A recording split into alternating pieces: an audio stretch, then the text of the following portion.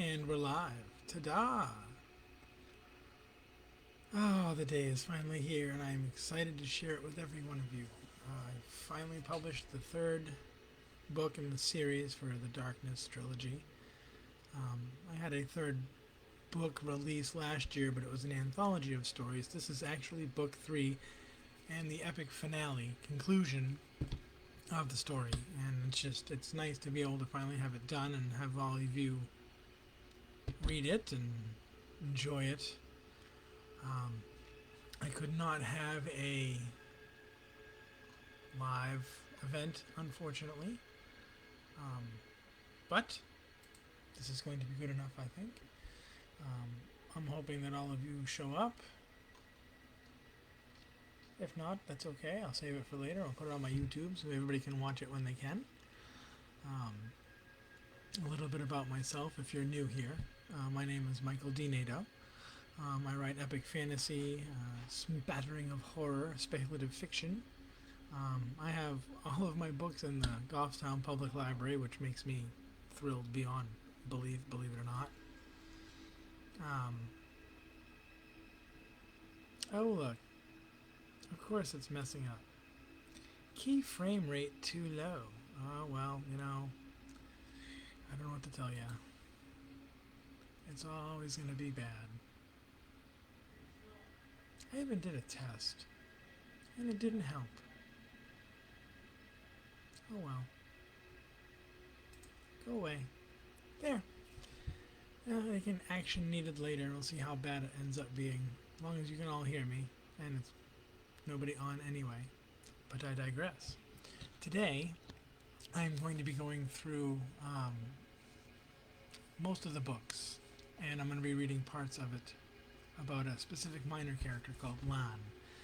Lan actually came out of nowhere. I was writing the story and I decided that I wanted this certain element, and the name I got actually from a video game, which they took from, of course, Lancelot.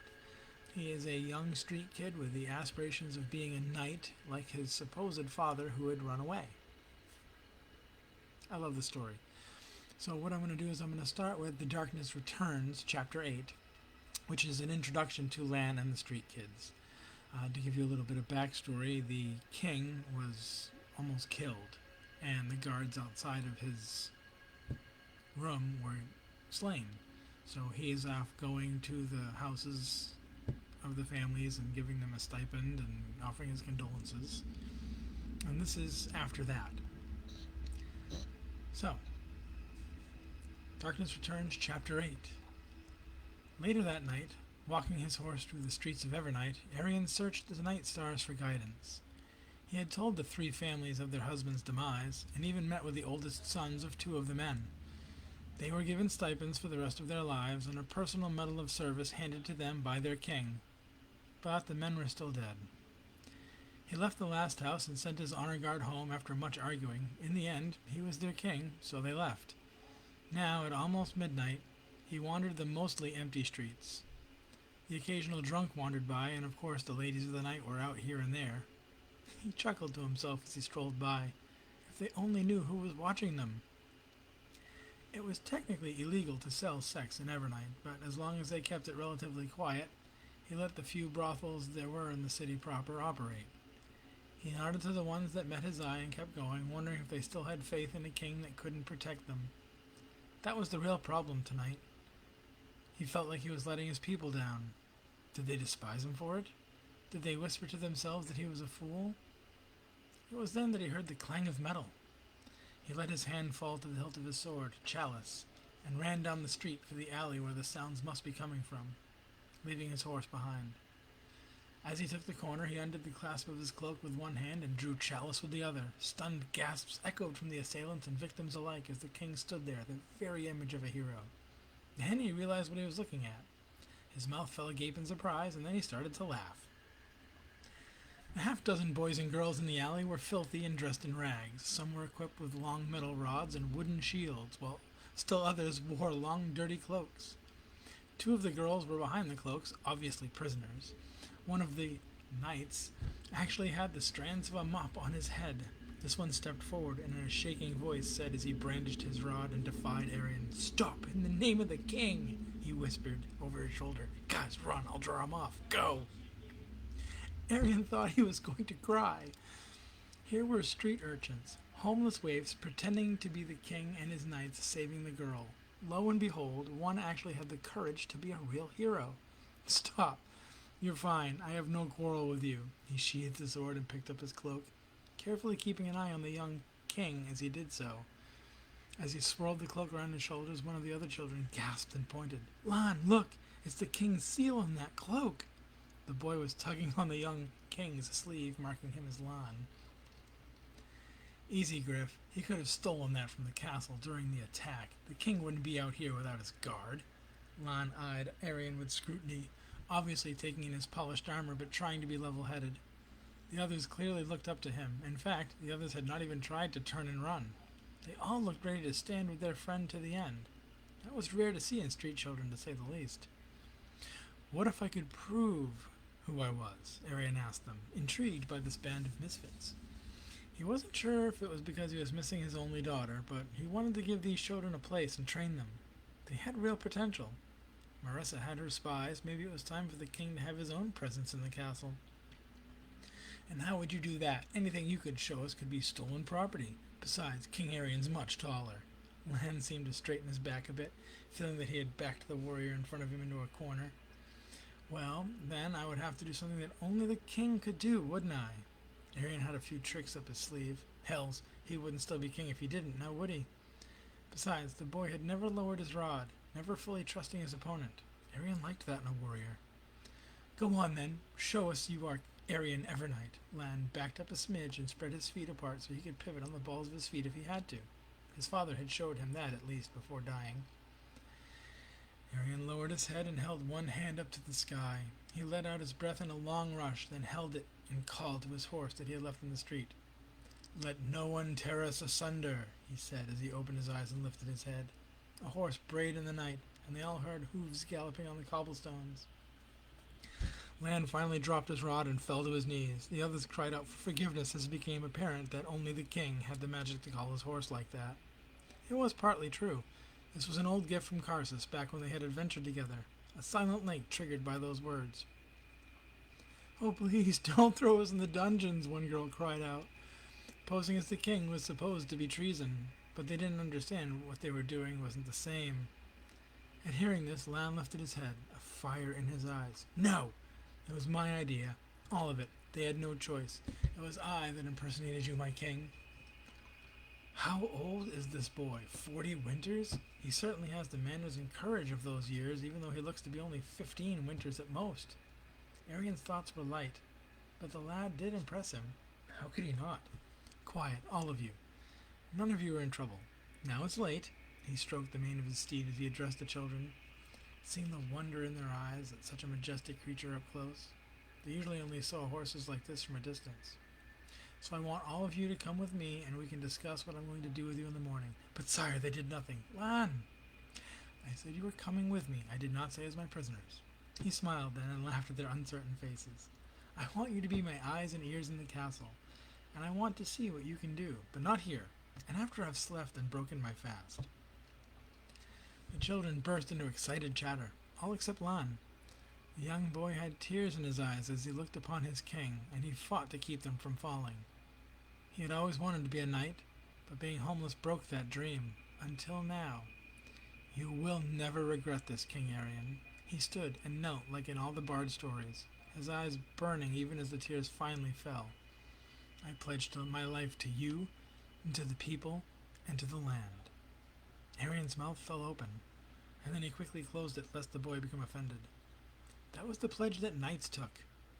The boy knew, probably dreamed of this most of his life. "I came out here for a sign, for guidance, searching the stars when it was right here at my feet," Arion thought, as he felt some of the weight of the king lift for just a moment. His god Davalar worked in mysterious ways. Arion led the children home to the castle. They were talking about what they could be called, and Arion had to smile. Carano wouldn't like it, neither would the master-at-arms, but these 6 children were going to be his... Why, what? They couldn't very well be knights. They were too young yet. It was then that all the children had agreed on something and Arion missed in his contemplation. We would like to be called the king's messengers, delivering your word to places too dangerous for mere pages, and even escorting people to the castle from the city. Lan had a smile on his face that looked like it hadn't been there for a long time. That sounds wonderful. I like it. But the queen's going to be upset. He saw the faces of the children grow worried. Some looked back towards the city as if they could still turn back now. It's a good thing he didn't tell them about the High General training them. They may have turned and ran without looking. She'll be upset because she likes naming things. It's kind of her thing. He laughed as the joke settled in and they started to laugh with him. One girl perked up. It's okay, sire. I'll make sure that when we discuss the name, it seems like she came up with it. The girl seemed proud of herself, but another girl elbowed in her ribs. Duh, Kyrie, she's a master bard. You could never pull that off. She poked her in the forehead, and the first girl, Carrie, just shrugged as if to say it didn't matter. Oh, Marissa, what have I done? The king laughed as they approached the gates, well after midnight, and were met by his guard, mumbling things like, never do that again, and what are they doing here? Sire, you've had me worried to death. I've tried to remain calm, but the master-at-arms came rushing to the gates when he heard them enter. You couldn't even spell calm, Jervis. Now button it. I'm tired, and these children are to be given rooms and clothes. Understood? The king needed to exert his authority once in a while, and he was just in the mood for it. Yes, your majesty, I will get them rooms for the night and clothe them. I didn't say for the night, did I? Well, no, sire. Oh, good, I was worried there for a moment. Just get them rooms and clothes. They will be staying for a while. They are under the king's protection. With that, he pushed past his guards and dragged the children behind him by sheer force of will. Towed behind like fish caught in a wake, they all smiled at the master of arms as they passed him, all except Lan. Lan stopped in front of the men and bowed slightly, then turned and bowed to the knights as well, before quickly hurrying after the king. The king's guards stared mutely after the young man, scratching their heads, and then went back to their duties. That had been a knightly bow, but there was no mocking gesture to go along with it. The knights decided to forget about the whole night and maybe think of something else for a while. And that was the first book. That was the introduction to Lan, to all of the street kids, really. And they took on a life of their own as I wrote, and they play a huge part in most of the trilogy. They're not just fodder, they're not just filler, they are full-fledged characters in their own right. Even though they're minor, it's amazing. I even did short stories on a couple of them.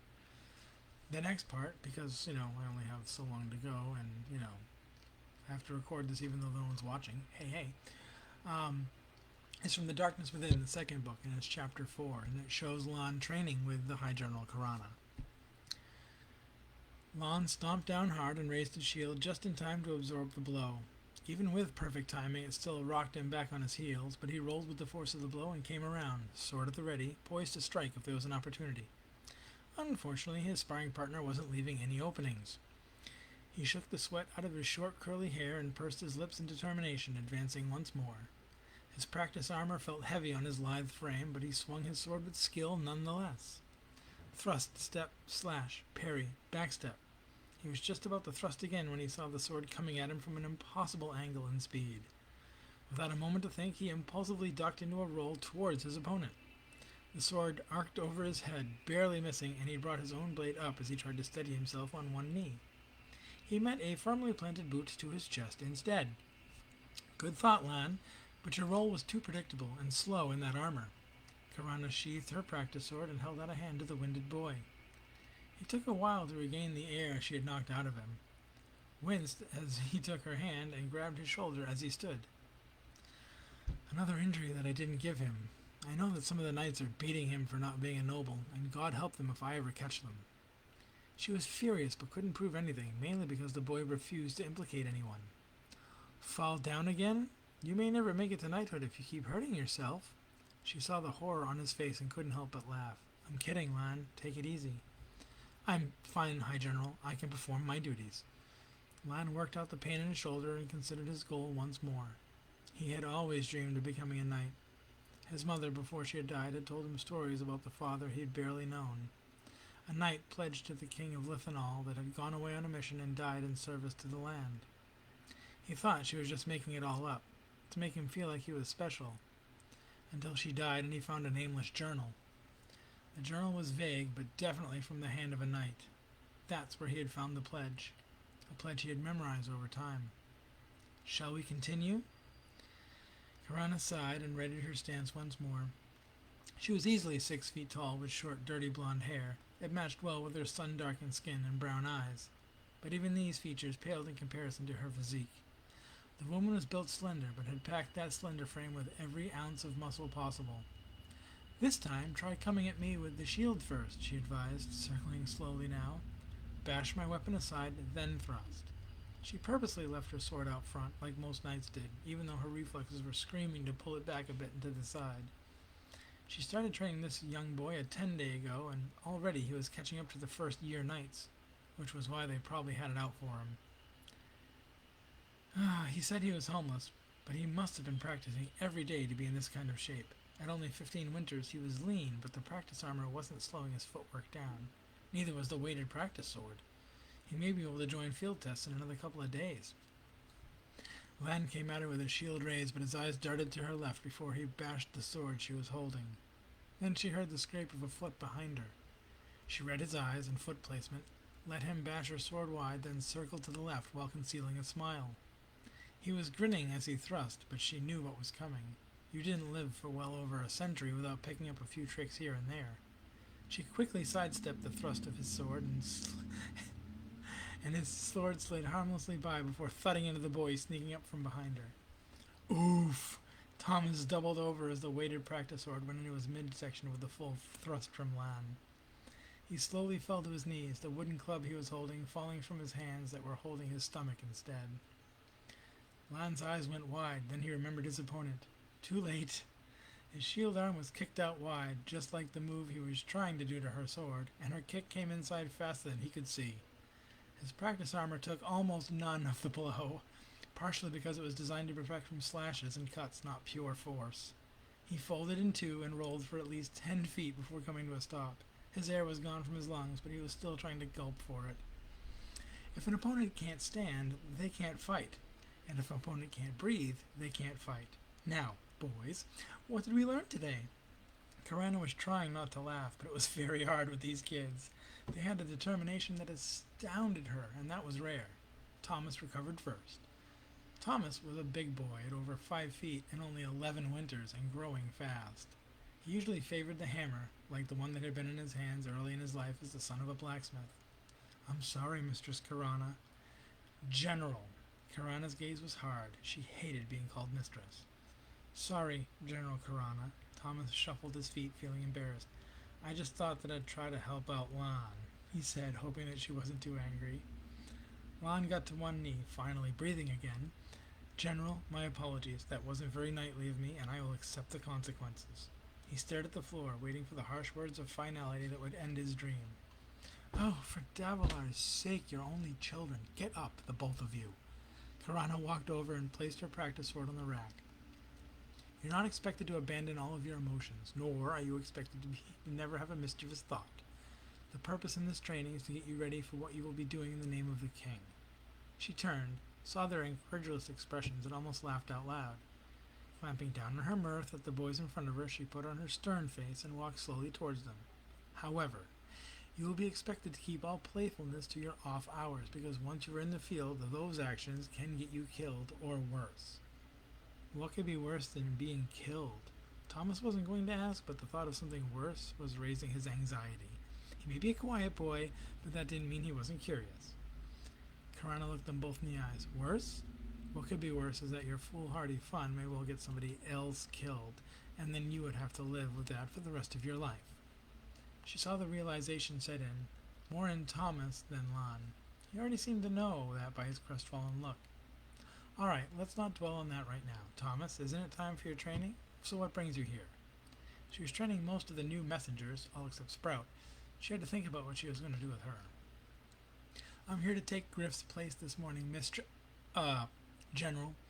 He caught himself before upsetting her again. He's still with High Priest Relevan, and might be well until after High Sun. He waited before going over to the armor rack in case Karana dismissed him. That's fine. I'll catch him tonight. Get ready and pick out a weapon. I'll be with you in a moment. She turned and walked with Lan as he started to take off his practice armor. Lon, you're doing good, but there is one thing you need to work on. What is that, General? He knew he was far from perfect, but this was the first time she had said anything. He wasn't nervous per se, but you need to be a little easier on yourself. She saw his frown, not understanding her criticism. Listen, you've been living on the streets ever since your mother passed, and who knows how long ago that was. No, don't answer, that's not the point. The point is that you don't have to walk in here and prove to Arian that you're knight material in a 10-day. She took a deep breath and turned him so that he could look right into her eyes.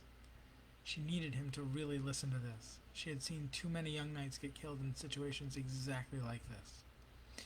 You have already impressed him. Trust me. Do you think he would have the High General of Evernite train a bunch of kids if he didn't think you had something special? I know, it's just...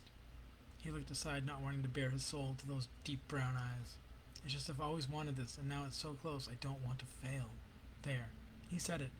It had been in his mind for the last 10 days, ever since he started training with her, and getting thrown around like a rag doll. Failure was his greatest foe. He pulled out of her grasp and placed his armor upon the stand, keeping his back to her so she couldn't see his face. Karana placed her hand on his shoulder, knowing just how he felt. When Davalar had chosen her to be his incarnation, she had feared that she would fail. But she couldn't exactly tell that to the boy.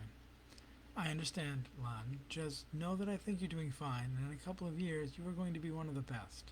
You just have to live that long. She walked away, giving him some time to compose himself before leaving the training room. Okay, Thomas. No, you've got the armor on wrong. Here, let me show you. Lan straightened his shoulders and left, feeling better. He could do this. He just had to keep at it. He walked down the hallway with a spring in his step that he didn't realize was there. He was so focused on his renewed sense of purpose that he never saw the knight staring at him from the distant corner with a scowl on his face. I love Lan to death, and I love the little knight that he wants to become and that he actually is becoming. It's awesome. And this next part is because Karana doesn't really trust the other knights that are teasing and beating on him. It's from The Darkness Within, Chapter 9. Lan walked into the popular drinking establishment called the Bent Shield and waited for a moment for his eyes to adjust. It was dark in here and he couldn't see anything. The note that was left in his quarters said to meet here, and he wasn't sure who he was meeting. Then he heard their voices and his heart fell. It was the Castle Knights, having one last night before the attack. Fantastic. Well, if it isn't the young knight. Trav had a deep voice, not quite booming, but close. He was shocked to see the little upstart here. Shocked, but not disappointed. Come in here for another lesson, did we? The others behind him laughed and lifted their mugs in salute to the funny quip, and he turned and raised his own mug in response. Lan sighed. This was not what he wanted to go through on the eve of what could be the end of Evernight. If there was only some way that he could prove to them that he wasn't trying to show them up.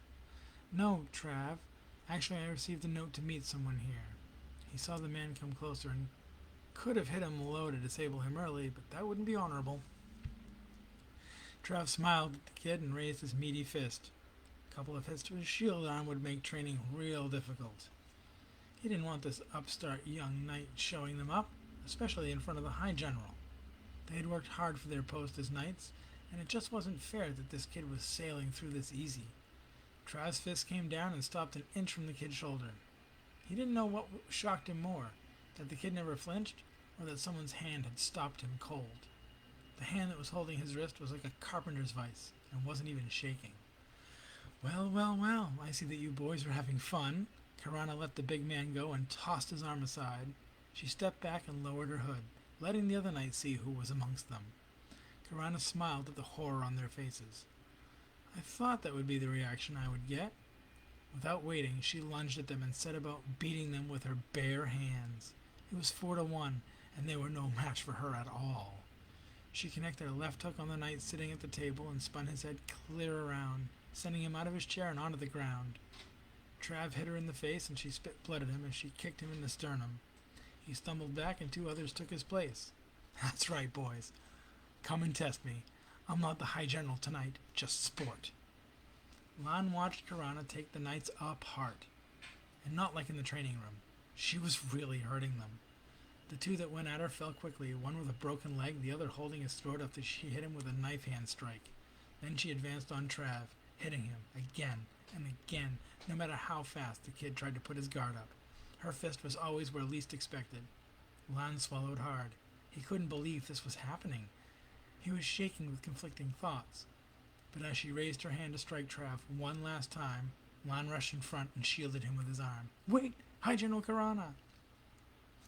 She hadn't let loose like this in a long time, and by the gods, they had it coming.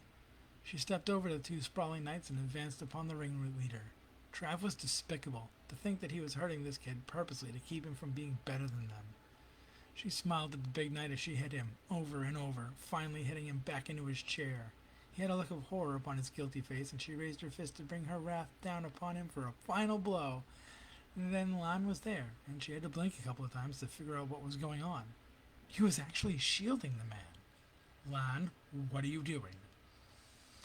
Lan closed his eyes and counted to 3. "Lady High General, I invoke the Knight's Honor Code." It was a gamble, he knew, but he couldn't just sit by and do nothing. The city was going to be on the attack any day, and it needed all of the warriors it could find. Karana tried to hide her utter surprise. She failed, of course, but she tried. The Honor Code? Really? Karana had invented that code decades ago, so she knew what it meant. Lan would bind his fate with Trav's, and be held accountable for all of their actions as well as his own. This lasted until the death of either of the participants. "I have to ask, Lan, with what this despicable knight was doing to you, how could you vouch for him?" Karana knew the answer. She wanted Trav to hear it from the boy. Lan took a steadying breath and looked her in the eyes. "Because it's what any knight would do for one of their own."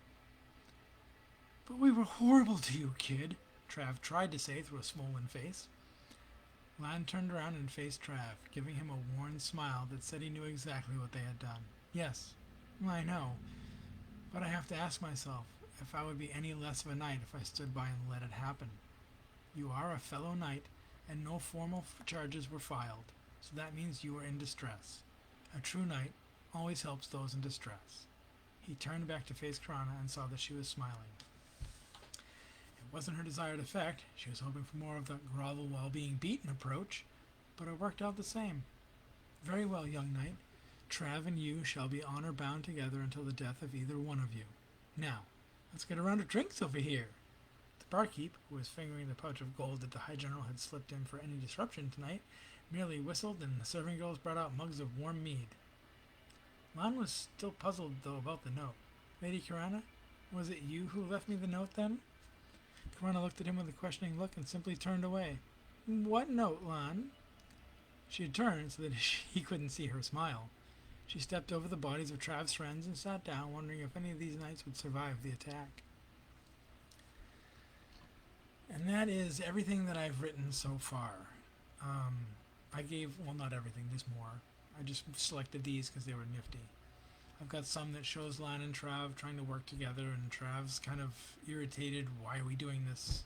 attitude. It's funny. Now I'm going to read something from the new book, and it really shows the growth, and it's really not a spoiler, because again, these were minor characters, literally a minor part of the story, but to me it was, I don't know, it was amazing the way it all came out. This is from The Darkness Falls, Chapter 7. Lan paced back and forth in front of the closed gate, nearly beside himself with boredom. They had seen only 3 advanced scouts the entire day, and those they had dealt with rather easily. Even worse, his superior told him to simply relax and keep busy. Keep busy. The fighting at the other gates had been going on for hours, while Lan and the others had done nothing but sit here. He looked over at the old veteran knight in charge of the gate. The man had seen at least 50 winters, and had short gray hair with a neatly trimmed long beard. The man's blue eyes had seen a lot of violence, and his smile said that he had learned from most of it. Angren Colin was the best knight trainer in the kingdom, and his boast was that he could train anyone with only one arm, mainly because he only had one arm. Angram's left arm ended at the elbow, an old wound from his younger days during the border wars. He had a shield strapped to the upper arm, and he had learned to use it very effectively over the years, so much so that knights still couldn't get a hit on the old man. It sat a little higher than normal, but he moved quickly despite his age. "Sir Colin, may I go up on the wall?" Lan asked, trying not to sound bored. He desperately needed to be doing something. Angren sighed deeply and nodded. The poor kid was spoiling for a fight to prove himself, and with his luck he would get it. Angren had 30 soldiers and 20 knights under him at the northern gate, all older veterans who were about to retire or had been disabled. They had only one horse, what with most of the men unable to ride effectively anyway. With them were the new king's messengers, who Angren thought were a bit of a joke. He trusted the king, but at their age they wouldn't amount to much in a fight. Still, he did like the young knight applicant, though. The kid just needed to calm down a bit. The boy seemed vaguely familiar, too, but then again, at his age, didn't everyone?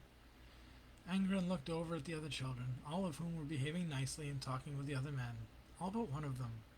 The young healer was off to the side, looking like he wanted to be anywhere else but here. He'd heard the kid was exceptional at his craft, but if this was his first battle, that would explain his look.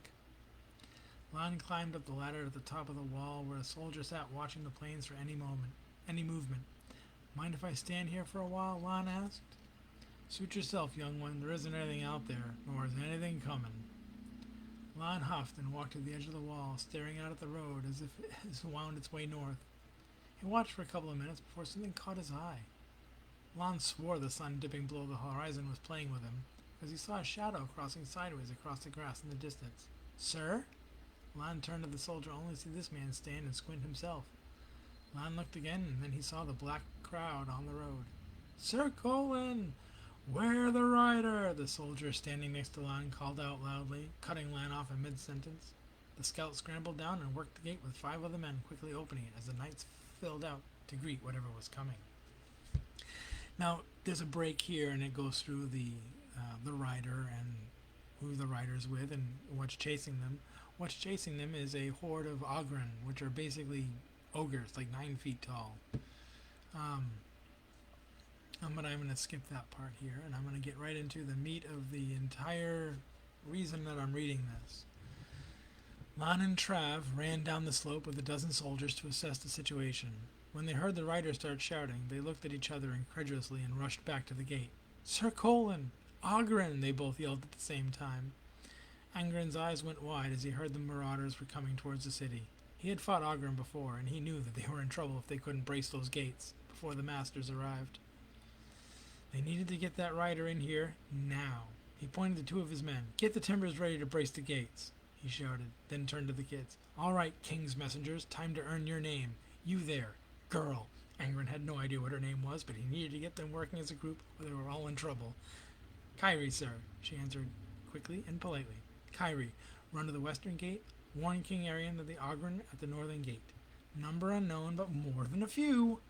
Angren turned to the young man with the bow and handed him a much nicer weapon. Vance, is it? Angren saw the boy nod and tried to smile to make the young man more at ease, as Vance looked like he could throw up at any moment. Take this and climb up on that wall. When you see an Ogren, shoot its eyes or its legs if possible. That left the healer and the boy with the hammer. My, but he was a big one. And you would be... Thomas, sir. Well, Thomas, I need your arms to help with some lifting. We need to brace those beams against the gates to hold back those beasts. Then we have to hold them in place while they start hammering on them. Think you can do that? My father was a blacksmith, sir. I can hold. Thomas was glad to have something to do, even if it seemed meaningless, as Lan would call it. Riders in! Lan called as he and Trav started closing the gates as quickly as they could. The Ogren were a mere 50 feet away as men piled on the gates, pushing harder to close them as the beams were set in place. They all breathed a little easier until the lookout called down. Sir, there must be almost 100 of them. Lan heard the breath leave most of the men right there. Almost 100. It was inconceivable. No gate could hold back that many Ogren. More like 90. We dropped close to 10 of them, Ellen said, dismounting and slapping the horse before Gunter could get off. Live well, boy, she called to the inexperienced rider as he held on for dear life. The kid would not be any help here. By the time that horse stopped, the fight would be over. He's safer out in the city for now, Ellen thought, then turned to the knight who was barking orders. I'm here to help, Sir Knight. Point me in the direction of some arrows. Angren pointed to where Vance stood on the wall, then turned to the gate as it groaned under the weight of the beasts as they hit. More braces, men! Quickly! Angren called. There was nothing else they could do. Angren hammered on the gates, and soon the first beams began to buckle. Soldiers arrived with more beams, but they couldn't fit them unless the doors stopped buckling. Lon saw what was happening with the gate, and time seemed to stop as he looked around.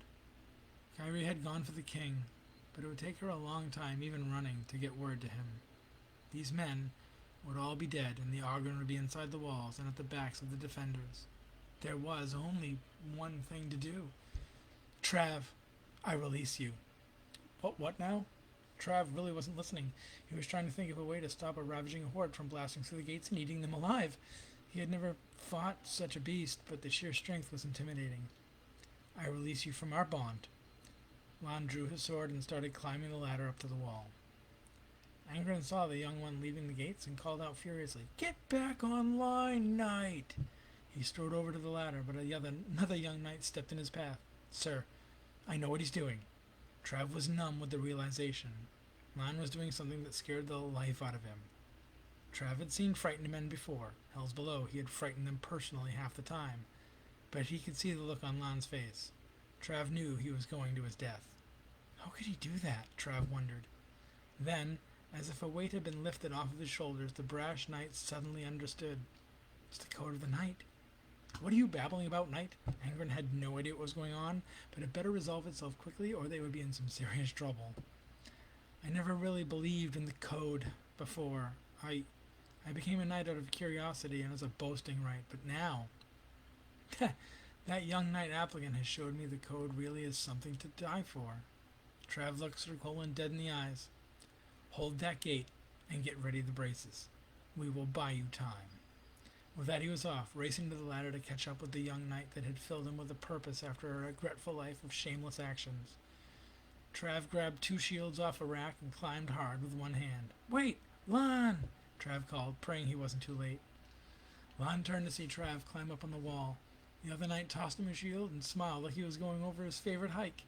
"What are you doing?" Lon asked. He'd never seen Trav like this before. "I can't let a fellow knight charge into danger alone." Trav walked up and clapped Lan on the shoulder, holding back tears that would take too long to explain. "Now let's save that gate." Lan nodded, a little confused but glad not to be doing this alone.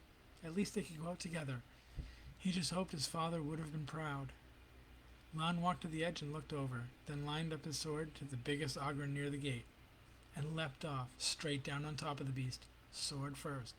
"For Lithanol!" Lan cried, slamming into the beast, but he was thrown off to the side. The bards never got to this part in their stories. They always wrote that the knight smote the dragon or some such nonsense. In the songs it was quick and easy. This was neither. Instead, Lan was rolling through legs and stench, desperately trying to get to his feet.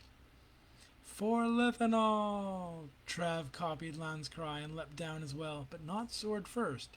Instead, he landed on the brute and wrapped his massive arms around the thing's throat, squeezing with everything he had. His shield dropped as the bands broke. He could hear the thing wheezing as he squeezed tighter. Blow after blow rained down upon his armor as the other beast tried to dislodge him, but he kept the pressure up. And that is the Lan story arc that I absolutely fell in love with as I wrote. And no, there is more. And no, I'm not telling you what it is. You have to buy the book and find out. But I want to thank anybody that showed up today. I think maybe, let's say, 1, maybe 2 people showed up, and that's fine. Anything that gets me talking, and I'll do it. I'm going to try to save this and upload it to my YouTube. I do have a YouTube station. I have Darkness Readings, as well as some other nifty little doodads that I have fun with. Thank you all for showing up, and as always, thank you for supporting me. Have a great day. Bye.